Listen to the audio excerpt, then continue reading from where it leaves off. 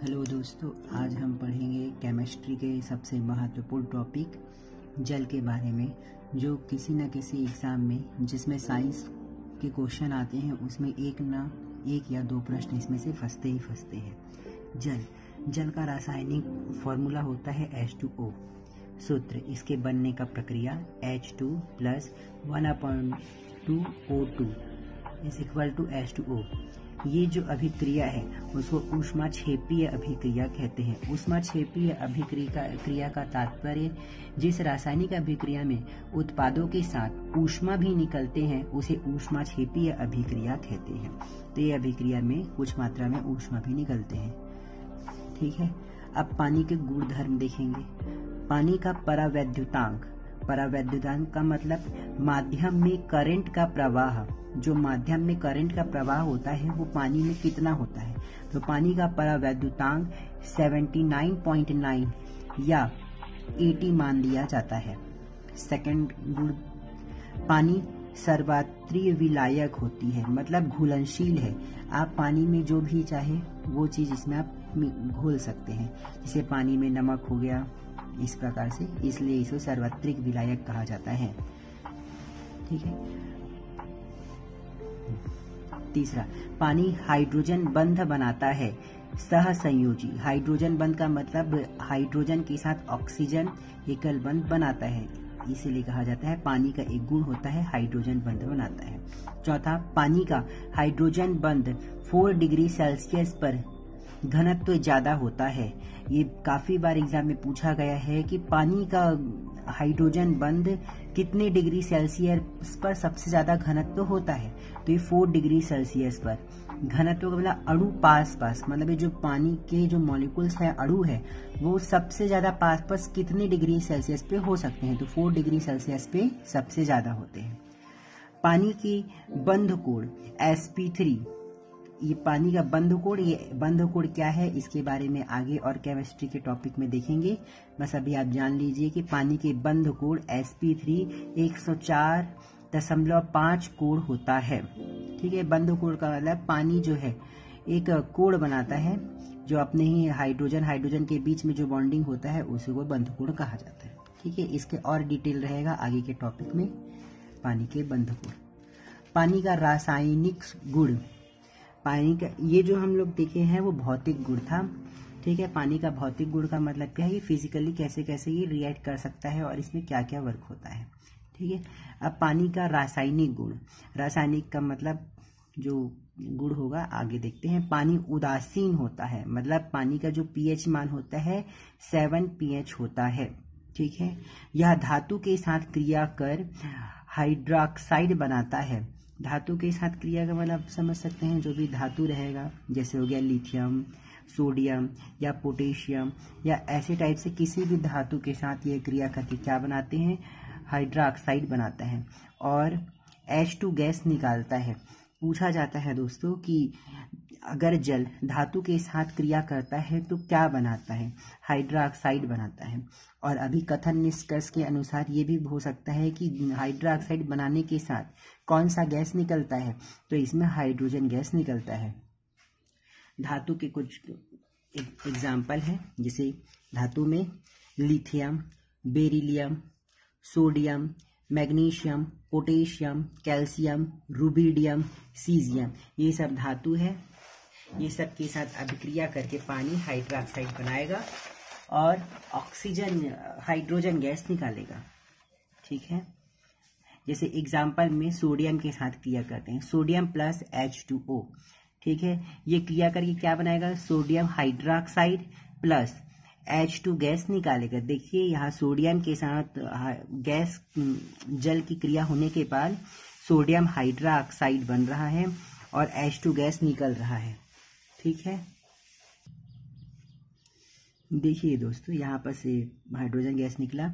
इसके अलावा आयरन, तांबा और जिंक ये भी धातु है, लेकिन इनके साथ तो वाष्प के साथ जब पानी का क्रिया कराया जाता है, मतलब आयरन, तांबा और जिंक के वाष्प के साथ जब पानी का क्रिया कराया जाता है तो मेटल ऑक्साइड बनती है। ठीक है, एग्जाम्पल में Fe मतलब आयरन + H2O वाटर। ठीक है, ferrous metal oxide plus H2O gas निकालता है।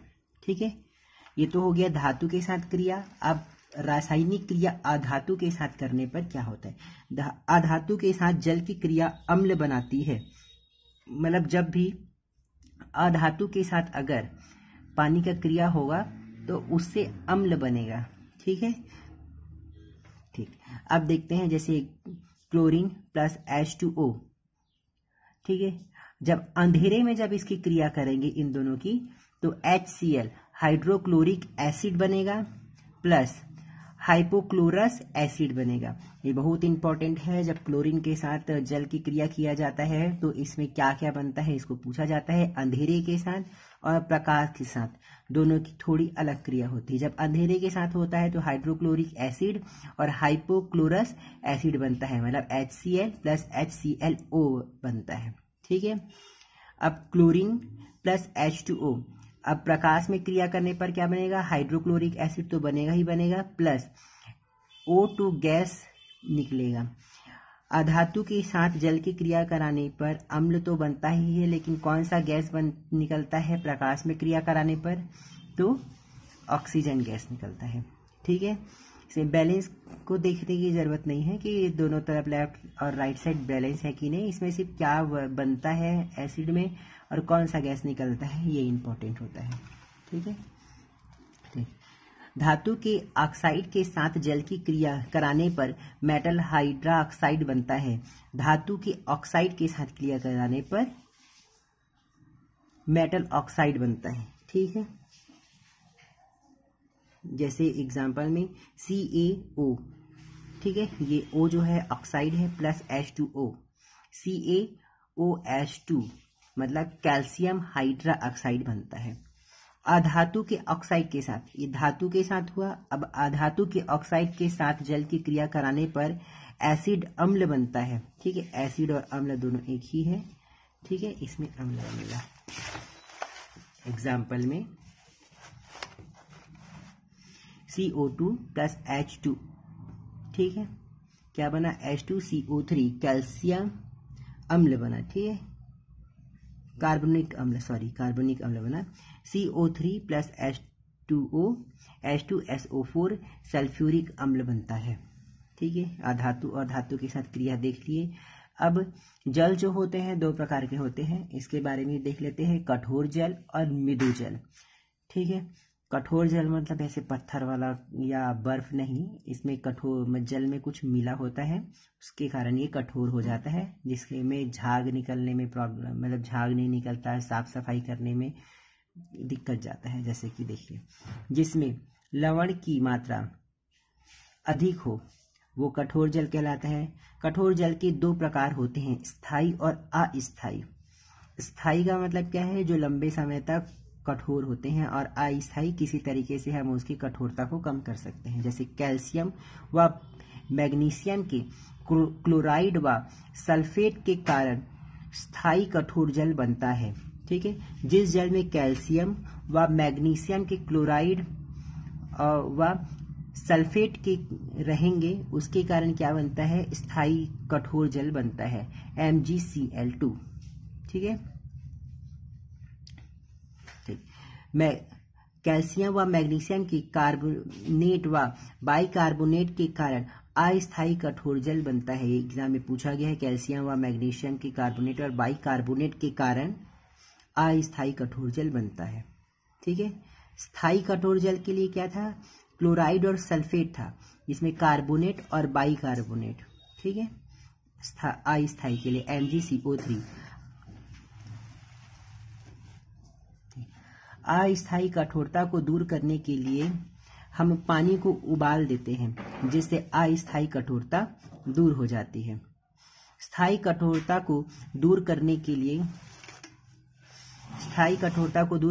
लिए सोडियम जियोलाइड मिलाया जाता है। जो स्थायी कठोर जल होता है उसमें सोडियम जियोलाइड मिलाने से वह ठीक हो जाता है। स्थायी कठोरता में समुद्र के जल ये सब आ जाते हैं। सोडियम जियोलाइड का फॉर्मूला Na2Al2Si2O8XH2O होता है। ठीक है, थैंक यू।